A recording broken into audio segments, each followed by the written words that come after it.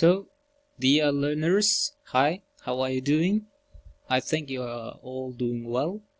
So now we are going to start our next video tutorial. In this video tutorial, we are going to discuss discursive essays. So let's start. At first, let's define the term itself. Discursive, what does it mean? Discussing many different ideas, facts, etc. without having a clear purpose. It means discursive. Now we are going to discuss types of discursive essays that you may have faced in your life so far. Types of discursive essays: for and against discursive essays, argumentative discursive essays, descriptive discursive essays, and opinion discursive essays.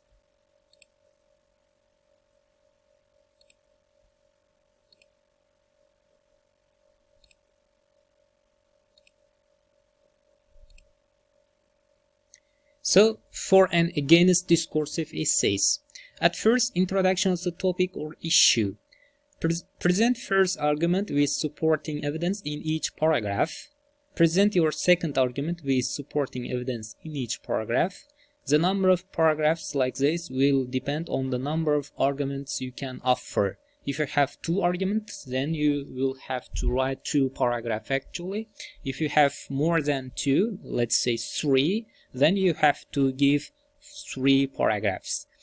As usual, we have the introduction, body part, and conclusion. In this type of essays, you will follow this structure as well.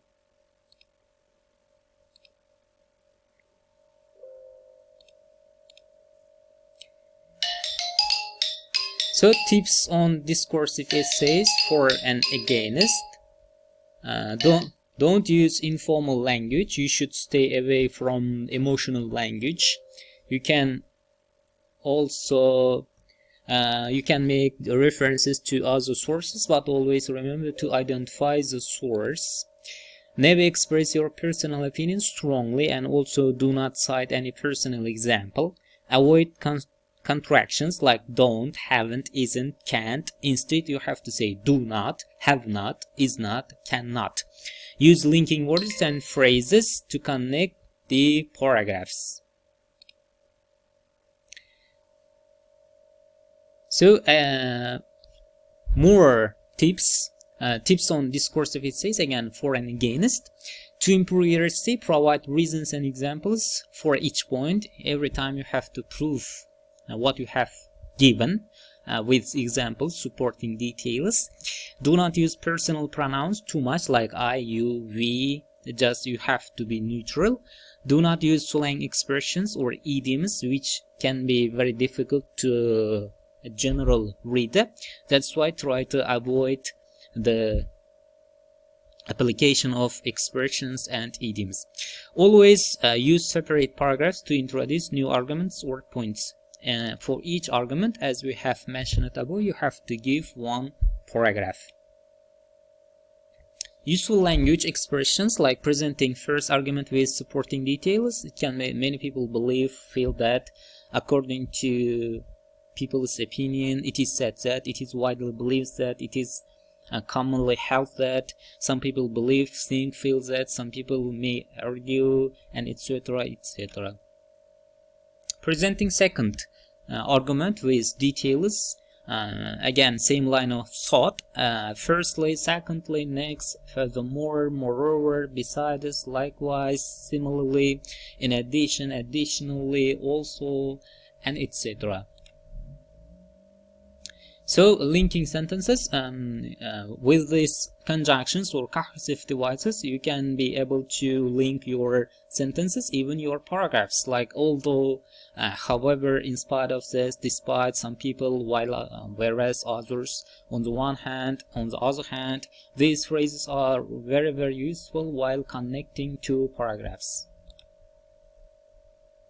Expressing opinions, in my view, in my opinion, from my standpoint, from my perspective, for my money, it seems to me that, I think, I feel, and etc.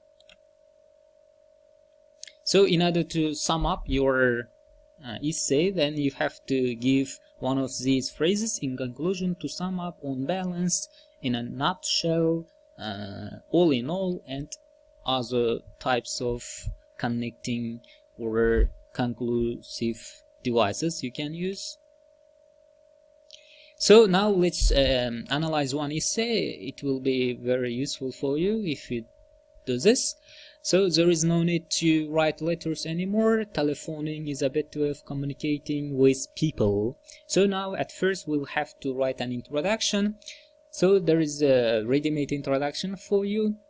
It's certainly quicker to telephone than to write a letter, but it may not always be the best way to communicate.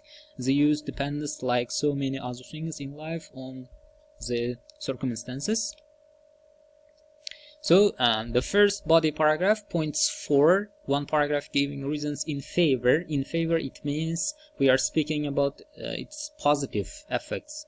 These reasons should be supported by evidence and examples. This will develop the antithesis.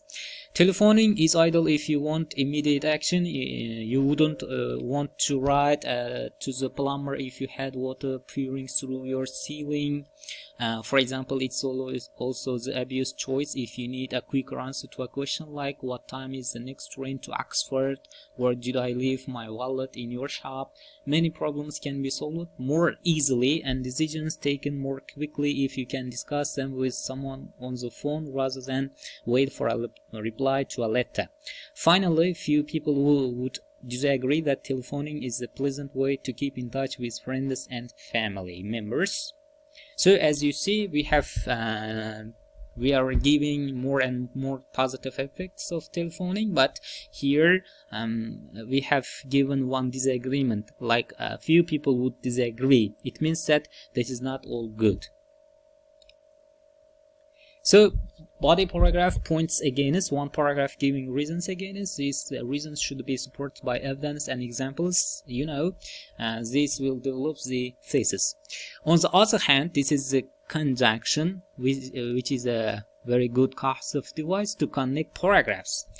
On the other hand, there can be a number of disadvantages to telephoning. In the first place, some problems are too complicated to explain on the phone, especially if they involve facts and figures, and it may be clearer if you set them out in a letter. Secondly, it may be important to have a record of what you say, especially if it's a booking or a complaint. Last but not least, telephoning, especially long distance, can be terribly expensive. You see, these are the bad sides of telephoning, and you can find good sides to writing letters. So body paragraph further support and follow a logical argument. The nice thing about receiving letters is that you can keep them and reread them. Who wouldn't rather have a 6-page letter full of news from a friend abroad than a 2-minute telephone call on a bad line? You see, telephoning cannot give you the emotional effect, but letters can give you a real sense of human being.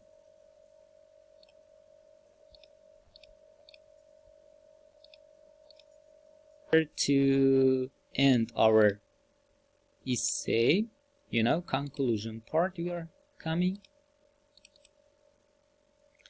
conclusion part. In the conclusion part, you will have to sum up your ideas, what you have given in your first and second body paragraphs. So that's why you should be very, very careful in conclusion. And one more thing, in your conclusion part, you are not going to give new ideas. All the ideas you have already given in your body paragraphs should be restated in your conclusion part. Summarize it, I mean.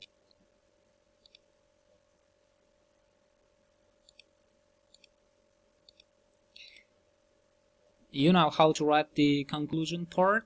Let's conclude this essay.